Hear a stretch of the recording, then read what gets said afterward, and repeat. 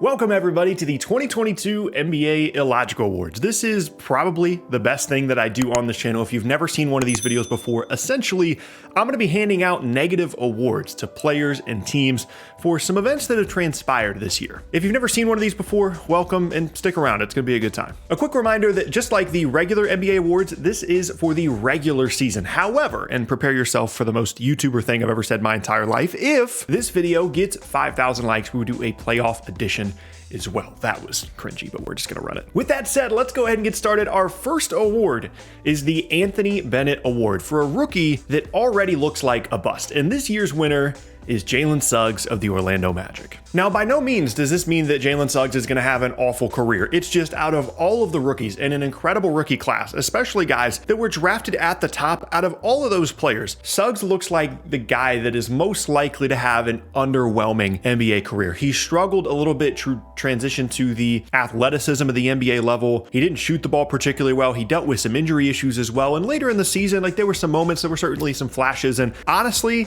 it's not abnormal to have a rookie year similar to what Suggs had, but just relative to how strong this draft class is, he's just struggled a bit compared to guys like, even on his own team, Franz Wagner, and then of course the top three guys in this draft, whether it be Cunningham, Green, Mobley, Scotty Barnes, all those guys have been fantastic, and Suggs is just, he's kind of the outlier here amongst this draft class of guys that, just isn't really playing that well. Next up now is the Billy King Award, given to a blockbuster trade that is most likely to come back to haunt the team, and this year's winner is the James Harden Ben Simmons trade. Now, this is different than in past years when I've given out this award where it's typically just for one side or the other, but this is actually for both sides of this trade. I just did a second channel video about this trade. It has been as much of a disaster as it could have possibly been within the first couple of months of the trade. Not only has James Harden not played particularly well, Philadelphia has not been able to get into any kind of a rhythm and has certainly struggled for them, not only statistically, but just the way that he looks. He doesn't look right. He doesn't look like James Harden. He looks old. He looks hurt. And that's obviously a huge problem for them, not only for this season, but also considering the contract extension he's going to be looking for this offseason. But then the Simmons thing, he didn't even play for Brooklyn. After not playing for the entire season, he just never suited up for them and then went and had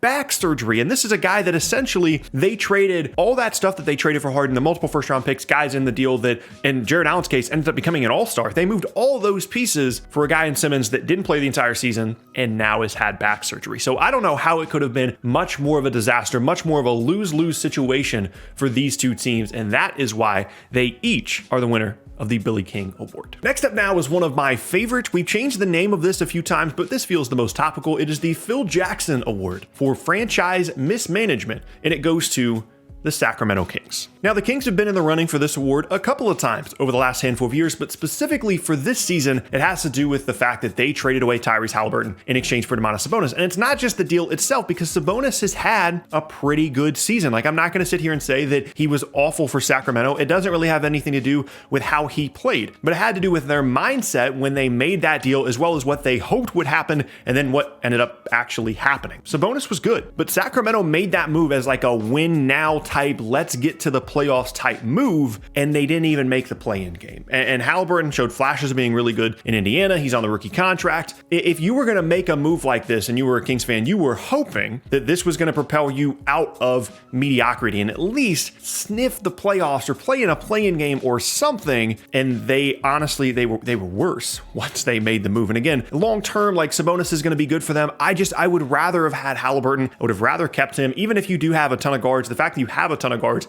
is your fault in the first place for not trading Buddy Hield prior to and then drafting Davion Mitchell. So it's one of those things where, yeah, I didn't like the trade, but it was also the rationale for the trade. Everything has gone kind of the complete opposite of what they hoped would happen. Next up now in a related award is the Sam Hinkie Tanking Award. And this year's winner is the Indiana Pacers. Now, this is a little bit of a positive spin on this because I fully respect the tank here by Indiana. They lost their last 10 games of the season. They were 5-17 after the All-Star break. They traded away one of their better players in Domantas Sabonis in order to bring in a younger guy in Tyrese Haliburton. They also traded away Karis LeVert to get some future value. And I really respect that. Yeah, it's negative because you're losing all these games and, the Hinkie thing was weird, but it's honestly a pretty positive award to get, to recognize the situation you were in, to recognize, hey, even if we're fully healthy, which we've had issues with, we're probably going to win 40, 45 games at absolute best. Let's reset this a little bit. Let's look a little bit more towards the future. And I really, really respect the fact that that is what Indiana did. Now, granted,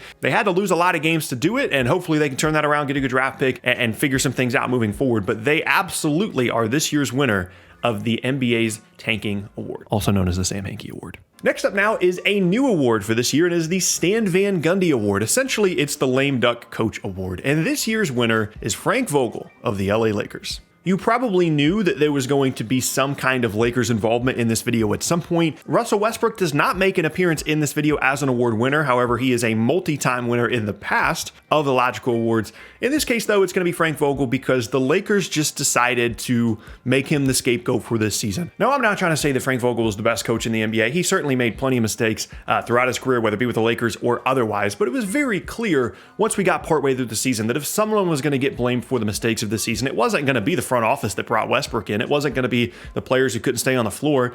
It was going to be on Frank Vogel. That was always the easiest target. And similar to some previous stops for Stan Van Gundy, whether that be in Orlando or New Orleans, he was kind of just left out to dry here, and that's why he wins this year's Stan Van Gundy Award. Next up now is the Buyer's Remorse Award for the worst free agency signing that a team is already regretting. And this year's winner is Julius Randle of the New York Knicks. This was by far the easiest award to make a selection for because this time last year, we were all excited about the fact that Julius Randle made an All-NBA team and he was going to get this big extension. New York decided to sign him to that extension. And this is something we're going to talk about later. Something that really concerns teams, really concerns me, is signing the contract year guy. The guy that's never been an All-Star before, the guy that has never been an All-NBA player before, suddenly has a fantastic year in the final season of his contract. You sign him to that and then isn't as good the following year. That's obviously a huge concern. And I'm not trying to say that, Julius Randle's doing anything facetious here and actively trying to be worse this year than he was the year before. But it happens all the time where players are really good in contract years and aren't as good the following. He can always turn it around. He can work on his game. He can become a better jump shooter. It's not like he's 35 years old. But if there is one contract extension, one big deal that was handed out in a summer in which there were a lot of big contracts handed out to DeMar DeRozan, Lonzo Ball, guys like that, if there's one deal that a team completely regrets making from last offseason, it is going to be Julius Randle, and that's why he is this year's winner of the Buyer's Remorse Award. Second to last now is one of my favorite awards. It is the Josh Jackson Award, given out to a player who we are all probably getting way too excited about possibly being good, and this year's winner is Marvin Bagley. Now, I will admit that I have been a part of the camp of people that wants Marvin Bagley to be good and thinks that situation in Sacramento was just not ideal for anyone's development. And once he got to Detroit, there were flashes of what we'd always wanted to see out of Marvin Bagley, where he's a skilled offensive player. He's playing a little bit more in space. He's allowed to attack and create individually offensively, attack on the glass, uses athleticism. I think there's something there. However, especially in a situation in Detroit where outside of Cade Cunningham and a couple other guys, there's not a ton of talent there. It's very easy to get excited, whether you're a Pistons fan or otherwise, about the possibility of Marvin Bagley being like a future all-star caliber player guy, right? Like we do this all the time with former high draft picks, former top 5, top 10 picks. That's why the award is named after Josh Jackson. We did this 2 or 3 times with him, where after the All-Star break, his stats were better. He was playing against bad teams that were tanking, and his numbers are significantly better in March and April in his splits throughout his career. And I could see something similar happening here with Bagley. Now, granted, it might be a little bit easier for him to kind of stick around the league than it was for Jackson because he doesn't have to shoot the ball well from the perimeter. He can rebound, he can get garbage buckets, he can use his athleticism and score a little bit in isolation and be a good player. I think that's possible. But again, if there's one player in the entire league that to this point has shown no sign of being a good NBA player until the last 20 or so games of this year that we're now suddenly all getting excited about possibly being good at basketball, that player is Marvin Bagley. And our last award now is the Evan Turner Award, given out to a player who is in a contract year and a free agent this offseason that I would be very nervous about signing to a big contract. And this year's winner is actually something historic. We have a 2-time winner within the same Illogical Awards video because this is James Harden. Typically, I'm very hesitant to give an award to the same player twice in one video. I really didn't want to do it, but the more that I looked at this award and I looked at the Billy King Award, I didn't see how the answer wasn't Harden in both cases. I cannot express how nervous I would be as someone working in the Philadelphia front office, as a Sixers fan, about giving James Harden a massive contract, because no matter what happens the rest of the way for James Harden in this playoff run, assuming that he doesn't tear up his knee or something, if he's healthy at the end of this year, someone is paying him a ton of money. He is an unrestricted free agent. And if Philadelphia goes to him and says, we don't want to pay you the max, somebody else will. You are in the worst case scenario of contract years, where a guy is clearly declining, he's clearly dealing with some injury stuff, he's clearly getting older, and you don't really have a choice but to sign him to a big contract, because his name and his past accomplishments necessitate a giant contract. And there are some teams out there, if he did want to move teams, that could possibly make a big move for him. We've seen sign and trade possibilities for a variety of different teams. I think Portland would be an interesting opportunity for him to play alongside Damian Lillard. There are options for James Harden, and Philadelphia is going to, even if it's on a shorter term deal, 2 years, 3 years, they're going to have to pay 35 plus $40 million a year for James Harden. And the worst case scenario is he draws a line in the sand and says, I need my full 5-year max that I always thought I was getting coming into this season.